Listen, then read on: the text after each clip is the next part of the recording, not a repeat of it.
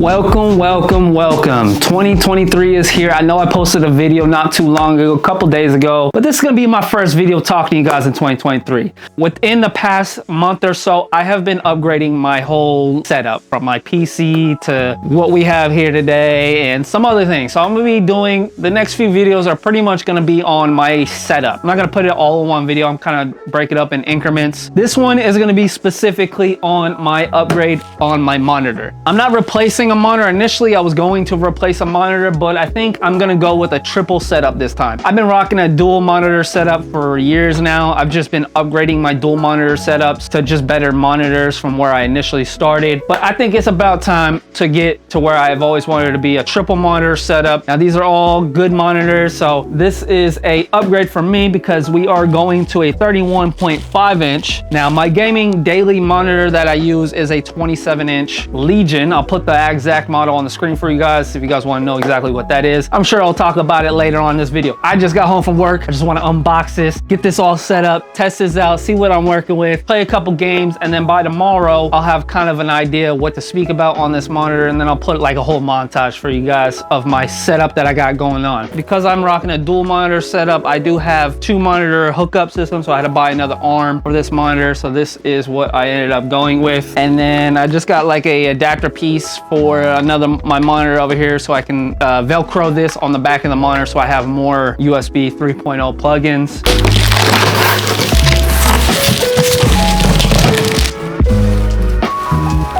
All right, so the monitor is already on the front here, so we're gonna put this off to the side. All right, nothing left in the box. As you guys can see, it is empty. We're gonna get this big ass box out of the way. So let's see what we get other than the monitor. We do get a display port, which is nice. I was actually going to purchase one, so I'm glad I didn't. So you do get a display port with the monitor. That's always a plus. All right, of course we get all of this nonsense we don't need. This shows you all the stuff that's in the box. Get some type of, I don't even know, like a plastic piece for something, I don't know, we'll figure that out maybe. If not, it is what it is. And typical paperwork we are not worried about. Along with that, get the power adapter. Now, I don't need to worry about this because like I said, like I just showed you, I have a monitor arm, but you do get a decently looking monitor arm from the videos that I've seen. Now, the only thing I think this monitor arm doesn't do is rotate the monitor. Yeah, so it goes up and down. That is the arm, and here's the base. I have so many of these monitor arms. So you get like red accents. This is the bottom of it. But you do get red accents on this whole entire monitor. That's kind of the theme they got going on. But what I'm here for is this guy right here. So hopefully this thing isn't damaged. This is the monitor here. Definitely a lot bigger than I thought it was gonna look compared to a 27-inch, but I am not mad. I mean, obviously, if you're doing like competitive Call of Duty style games, you want to stick around no more than 32. 32 is pushing it as far as like if you're competitive, but for like just good looking graphics, if you got like a higher end graphics card, I mean, you might as well just get a bigger monitor, just make it look that much nicer. The games will look that much better. This is a VA panel. Now, I've probably had about every monitor. So the monitor that I gave my wife previously that I had before I put back my ultra wide was a TN panel, and TN panels look just fine if you're looking at it directly. Now, they tend to have issues when it comes to viewing angles, and that was my problem. So when I had just one monitor monitor, it was perfectly fine. Secondary, it can be good based upon how you angle it. But once you start angling a TN panel, that's when you start seeing that like there's like a glare on it. It's hard to see the visuals. It's not that great. So I try to avoid getting another TN panel. You either want to go VA or IPS. TNs work just fine. Again, if you're using one monitor, apparently TNs are the way to go if you want like the higher refresh rate. But we're kind of to the point now where IPSs and OLED and VA panels perform just as good as far as refresh rates. But basically VA compared to IPS displays have a better contrast rate. Not the greatest viewing angles compared to IPS. IPS will have the best viewing angles out of the monitors if that's like an issue you have. You only get 2 HDMI ports and a display port with your audio jack here for headphones and whatnot, because this does not come with speakers. That I'm not worried about. I have a whole speaker setup system here and I have my headphones as well. So that's not a problem for me.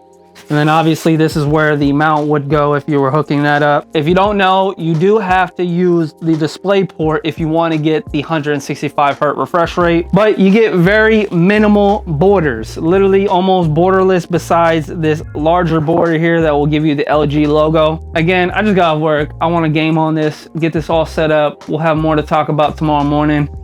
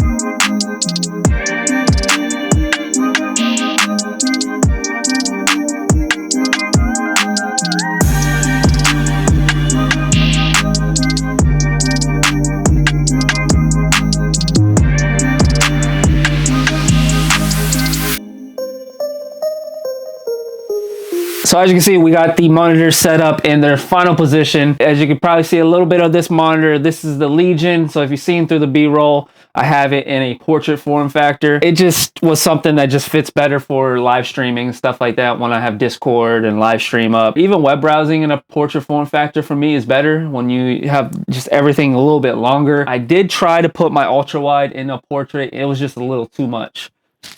Computer's going to sleep because I haven't touched it. So I did try to do the ultra wide in a portrait form factor. It was a little bit too much, too long. That's what she said. But the IPS display with the Legion, it being a 27-inch, it's literally perfect for a portrait form factor. Now, technically, my Legion is an IPS display and it is 165 hertz as well.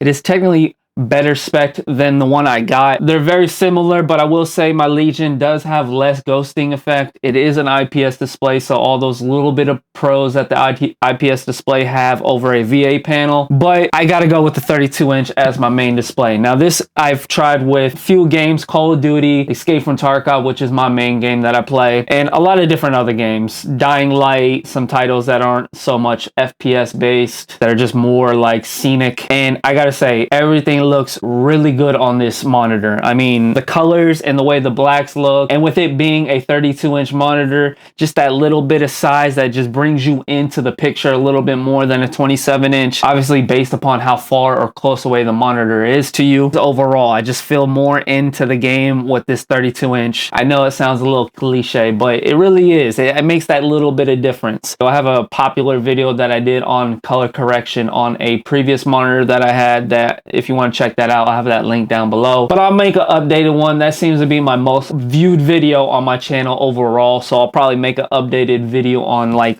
the full settings I have and profiles and all that to get the monitors as best as they can, at least what I have. Obviously everybody's monitor is going to vary based upon, even if you have the exact same model, your monitor could look a little bit different, but it's a good baseline to start. But yeah, you can use NVIDIA control panel to kind of adjust the colors, make them a little bit brighter, especially if you're running a triple or double monitor setup. If you have one monitor like looking very contrasty compared to like the monitor that you might have, you want to kind of make them look similar in color, so that way it just makes it look cohesive in some kind of way. Now, the one downfall I will give this monitor that I noticed was a little bit worse until I adjusted the settings on the monitor itself. But if you go into your game adjustments here, I do have FreeSync Premium turned on. That's just gonna help with some of the banding issues. It is G-Sync compatible, like all my monitors here, besides my ultra wide. My Legion is G-Sync compatible too. It's not actually G-Sync. It's using the FreeSync technology to make it somewhat compatible. Now, the cool thing about this monitor over some of my other ones, like my IPS ones, this does have a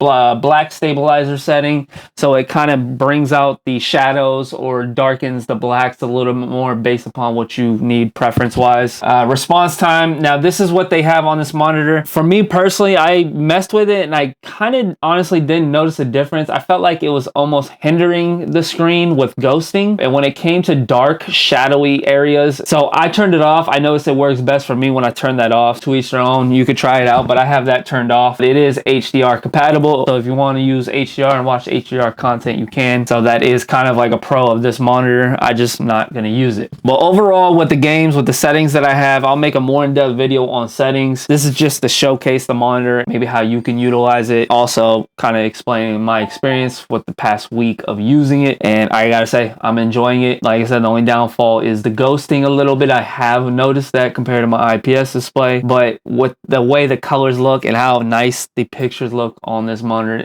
I can look past that, especially if it's not every game that's in a dark scenario. You're not really going to notice it too much. You will notice it, but not to where you're like, I can't do this. Unless you're coming down from like a really high spec monitor, then you might notice a difference. But overall, really great monitor. I could recommend it if you're looking for a 32-inch, even the 27-inch, like I said, but for the same price or close to it from when I bought it, I would just go with the 32. But to each their own. Again, if you're a more competitive person, you do want to stick around 24 inches, maybe 27, but usually they stay around 24 inches. They have so many different models and different spec'd out versions of this exact same monitor. So that's why I made this video, because I didn't see much on this exact model. Again, 165 hertz refresh rate, great colors, contrast is really dark, so the blacks are really black. I mean, what else are you looking for in a monitor? I mean, it's doing everything. It has G-Sync compatibility. I can recommend it for especially the price point. It's not a $500 monitor, and you're spending close to 300 bucks and you're getting an amazing monitor. I mean, you can't beat it. Go ahead and check it out. I have a link down below. Hopefully you guys enjoyed this video and I helped you out. If you did, hit that thumbs up. I appreciate it. Of course, hit the subscribe button, and yeah, catch y'all in the next video. Y'all stay nerdy.